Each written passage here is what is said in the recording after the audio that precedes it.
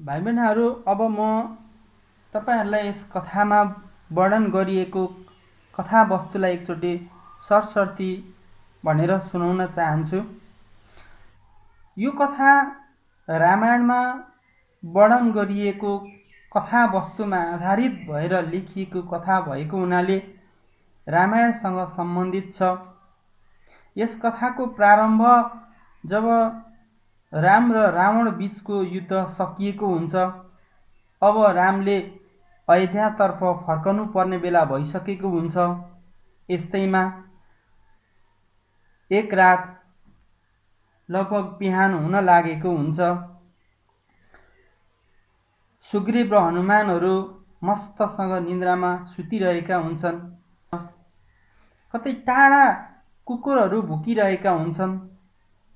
तर लक्ष्मणलाई भने निन्द्रा पटक्कै लागेको हुँदैन।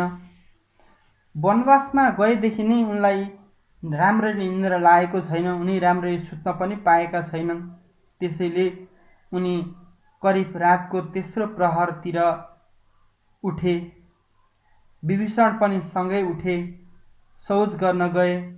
अरू निदाइरहेका थिए। विभीषणलाई पनि निद्रा परेको थिएन। हुन पनि कसरी निदाउन सक्छन् त? जतिसुकै शत्रुता भए पनि युद्धमा मारिनेहरू उनका आफन्तहरू नै थिए। उनका आफ्नै दाजु, भतिजा र अरू नातेदारहरू थिए। अनि उनले मनमा नै भने, के गर्नु? मान्छेले बढी अहङ्कार गर्यो भने, अर्काको श्री सम्पत्ति हडप्नेतिर लाग्यो भने यस्तै दुर्दशा हुने रहेछ। लक्ष्मणले मनमनमा भने। लक्ष्मणलाई आज एकदम खुसी लागिरहेको छ। आफ्नी ममतामयी अपहरणमा परेकी भाउजू आज मुक्त भइसकेकी छन्। लङ्कामाथिको विजय प्राप्त गरिसकेका छन्। लङ्का विजय गर्नु चान्चुने कुरा होइन। 14 वर्ष वनवासको अवधि पनि पुरा हुन लागेको छ। आफ्नै युगकै सर्वाधिक भनेर चिनिएको इन्द्रजितलाई लक्ष्मणले परास्त गरेका छन्। यी सब कुरा हुँदाहुँदै पनि रावणले मर्ने बेलामा रामसँग भनेको एउटा कुराले उनलाई एकदम अपार खुसी दिएको छ। रावणले मर्ने बेलामा रामसित भनेको थियो, हे राम, यो युद्धमा तिमीले जित्यौ किनकि तिम्रा भाइ लक्ष्मण तिम्रो पक्षमा थिए। मैले युद्ध हारेँ किनकि मेरो भाइ विभीषण मेरो विपक्षमा थियो। भाइ बहिनीहरू, यसबाट के पनि बुझ्न सकिन्छ भने यदि हामी दाजुभाइ बीचमा झै झगडा गर्यौँ, मिलेमतो भएन भने बाहिरी शत्रुहरूले हामी माथि फाइदा लिन सक्छन्। यदि हामी मिल्यौँ भने कसैको केही जोर चल्न सक्दैन भन्ने कुरा यहाँबाट हामीले बुझ्नुपर्ने हुन्छ। लक्ष्मणलाई अझै निन्द्रा परेको थिएन। उनका मनमा बाल्यकालदेखिका अनेक घटनाहरू स्मरण भएर आए। उनले आफ्ना दाजुभाइ राम, भरत, शत्रुघ्नसँग खेल्दै बिताएको बाल्यकाल सम्झे। दाजुभाइ मिलेर लेखपढ गरेको, बाण हान्न सिकेको, घोडा चढ्न सिकेको अनि जङ्गल चहारेको सम्झे। दाइ रामचन्द्रले जनकको दरबारमा रहेको शिवधनु सजिलैसँग उचालेर सीतासँग बिहे गरेको सम्झिँदा त झन् उनलाई अपार आनन्द लागेर आयो।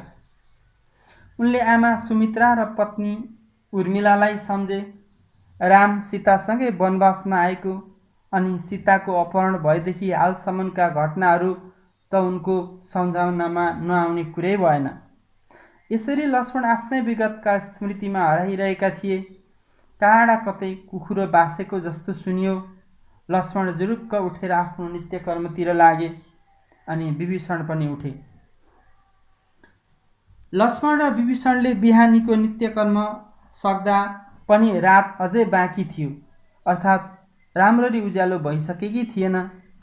विभीषणले लक्ष्मणसँग फेरि एकान्तमा बसेर कुराकानी गर्ने विचार व्यक्त गरे।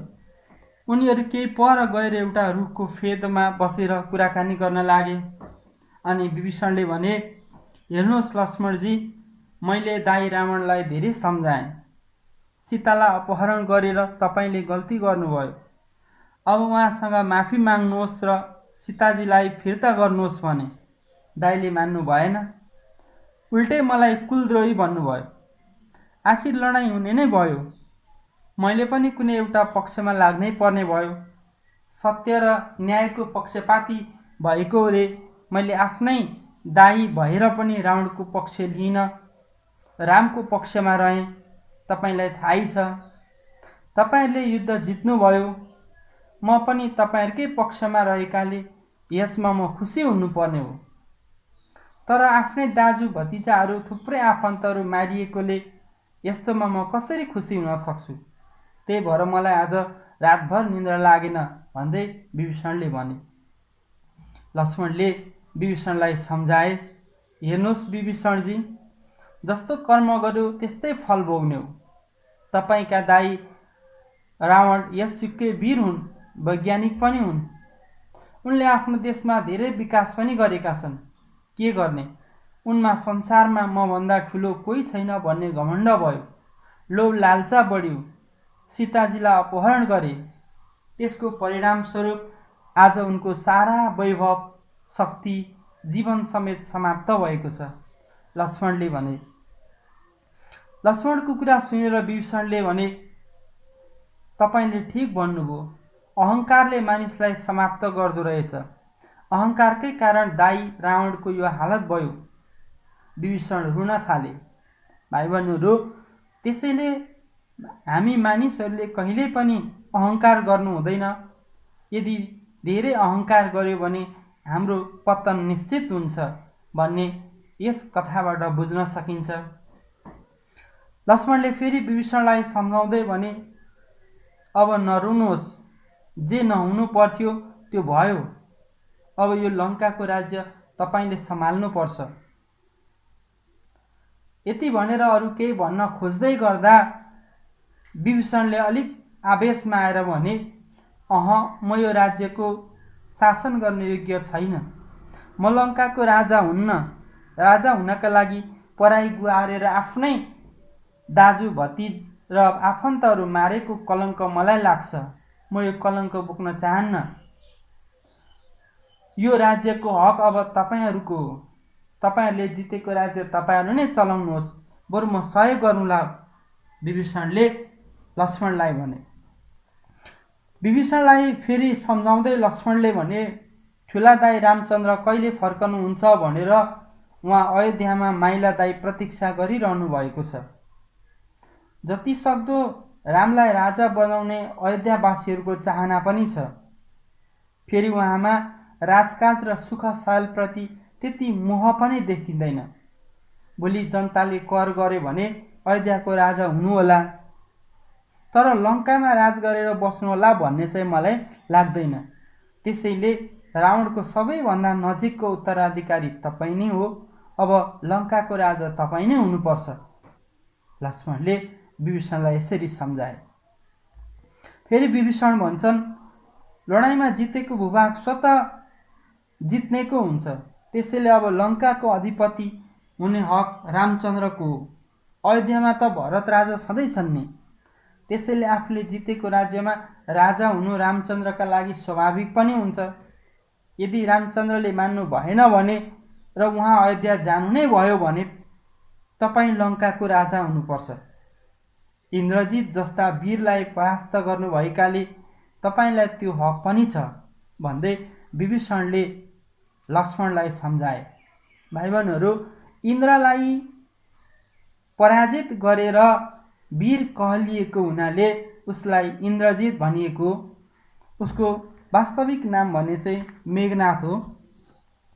विभीषणको कुरा सुनेर लक्ष्मणले फेरि भने, विभीषणजी, तपाईले हामीप्रति गरेको सहयोग र सम्मान अविस्मरणीय छ। म तपाईको प्रस्ताव दाइलाई सुनाउँछु।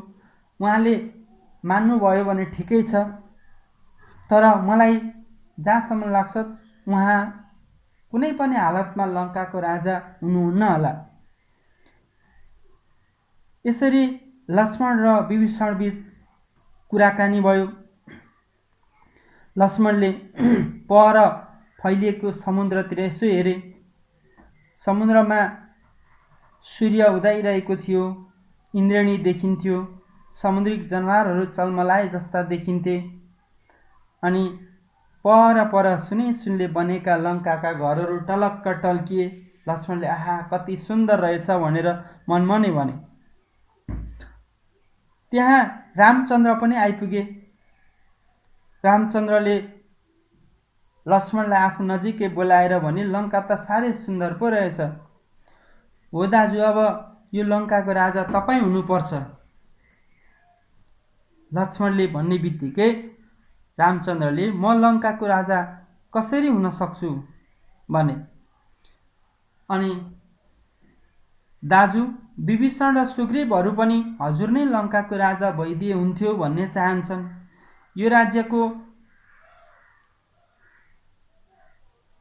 यो राज्य हामीले लडेर जितेका हौँ, हाम्रो अधीनमा आएको राज्य हो। यसैले हजुर यहाँको राजा भएर बस्दा राम्रो होला।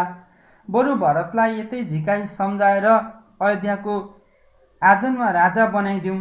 हजुर लङ्काको राजा हुनुहोस् भन्दै लक्ष्मणले रामचन्द्रलाई भने। लक्ष्मणको कुरा सुनेर रामचन्द्रले गम्भीर भएर भने, तिमीले भनेको कुरा एक कोणबाट ठिकै हो। लङ्का जस्तो सुन्दर समृद्ध शान्त राज्य अहिलेको दुनियाँमा छैन। फेरि हाम्रो बलबुताबाट जितेको राज्य हो। यसरी अर्को राज्यलाई जितेर आफ्नो बनाएपछि त्यहाँ राज गरेर बस्नु कुनै अनौठो कुरा र नौलो कुरा होइन। तिमीले भनेको कुरा आफ्नो ठाउँमा ठिकै छ, तर म लङ्कामा राज्य गरेर बस्न सक्दिनँ। लक्ष्मण, तिमीले स्वर्गको बयान सुनेका होला।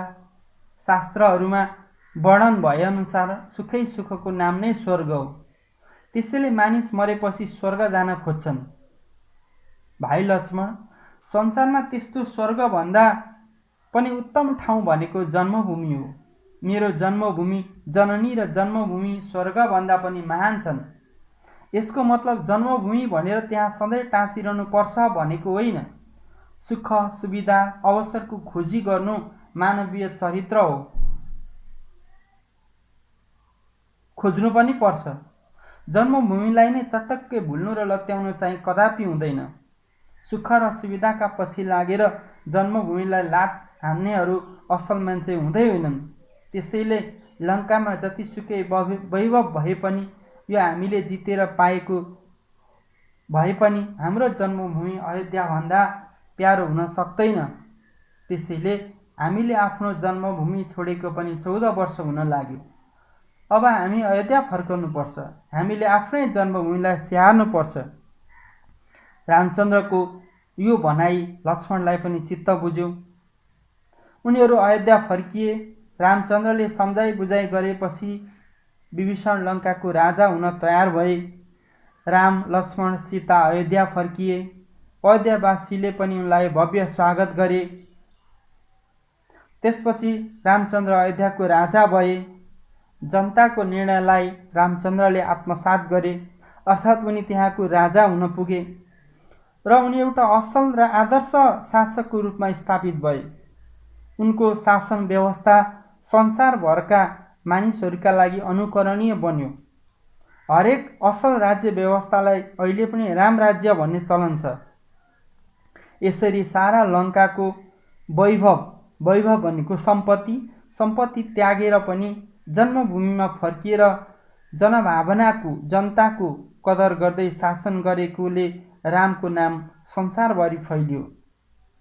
त्यसैले जन्मभूमिको प्रेमका लागि रामको कदम सबैका निम्ति अनुकरणीय छ भन्ने यो कथाको विषय कथावस्तु रहेको छ।